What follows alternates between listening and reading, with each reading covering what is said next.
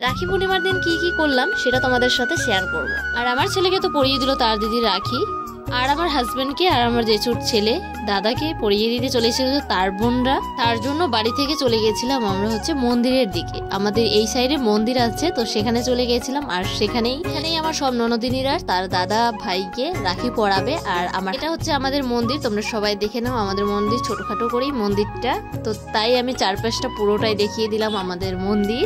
আমার ননদিনীদেরকে সবাইকে দেখে নাও, মানে আমার হাজবেন্ডের বোনদেরকে সবাইকে দেখে নাও। আর আমি তাদেরকে বললাম যে একটু হাই করে দাও, তো দেখবে কিভাবে করে তারা হাই করছে। দেখো, তারা রাখি পরানোর জন্য একদম রেডি হয়ে গেছে। আর আমার ছেলেকে একদম ফার্স্টে রাখি পরিয়ে দিয়েছে, মানে সকাল সকাল তার দিদি রাখি পরিয়ে দিয়েছে। আর এই যে আমার ননদিনী, থালাতে সবকিছু মন্দিরে সাজানো ছিল, বৌদি সাজিয়ে রেখেছিল, প্রদীপ ধূপ ধান কত কিছু লাগে আর কি রাখি পরাতে। সেগুলো নিয়ে সবকিছু নিয়ে বসে পড়েছিল। আমার যেহেতু দিদি সবার থেকে বড়, তাই দিদি আগে রাখি পরিয়ে নেবে, তারপর পরপর করে তাদের বোনেরা ভাইদেরকে রাখি পরিয়ে দেবে।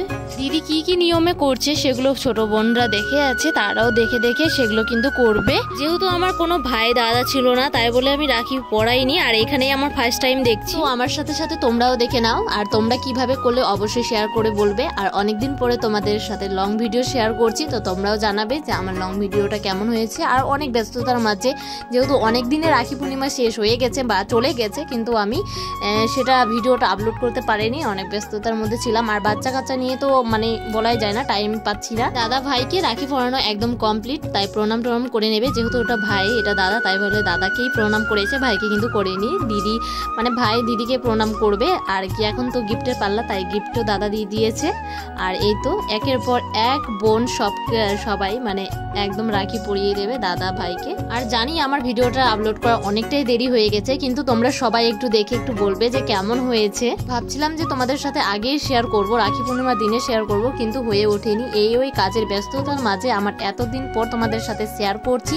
তোমরা সবাই একটু জানাবে যে কেমন আছো। আর আমি তো ভালোই আছি। বেশ কয়দিন ধরেই আমি একটা কমেন্ট দেখছি, সে শুধু আমার কাছ থেকে ফুলের ভালোবাসা চেয়েই যাচ্ছে। আমি তো বলবো একদম চাওয়াটা উচিত নয়, কারণ তুমি আমার ভিডিও দেখছো, গঠনমূলক কমেন্ট করো, তোমাকে অবশ্যই ফুলের ভালোবাসা দেব, এই কথাটা আমি বলে থাকি। যেমন বলি তেমন কিন্তু আমি করেও থাকি। তো এগুলো কমেন্ট কখনোই করবে না, সবসময় আমার ভিডিওতে কোনো ভিডিও দেখে সেখানে গঠনমূলক কমেন্ট করবে, সেটাতে আমি বেশি খুশি হই। আর ফুলের ভালোবাসাও দিয়ে আসি, বলার কোনো প্রয়োজন নেই। আমি এটা অনেকবার বলেছি, তবুও বুঝতে পারছো না, তার জন্য আরেকবার আমি বলে দিলাম, আশা করি মনে থাকবে আর ভুল হবে না। তো আমাদের রাখি পরা তো কমপ্লিট, তাই শেষের দিকে ছবি টবি তুলে এই তো সেই দিনের ঘটনা আমাদের সবকিছু শেয়ার করলাম। আর তোমাদের কিভাবে করে কেটেছে তোমরা অবশ্যই আমাকে কমেন্ট করতে ভুলবে না। পুরো ভিডিওটা দেখে ভুলে গেছো তো যে কি করতে হবে, অবশ্যই কিন্তু লাইক কমেন্ট শেয়ার করবে। তো আজকের ভিডিওটা ছিল এই পর্যন্ত। সবাই ভালো থেকো, সুস্থ থেকো, টাটা সবাইকে, বাই বাই।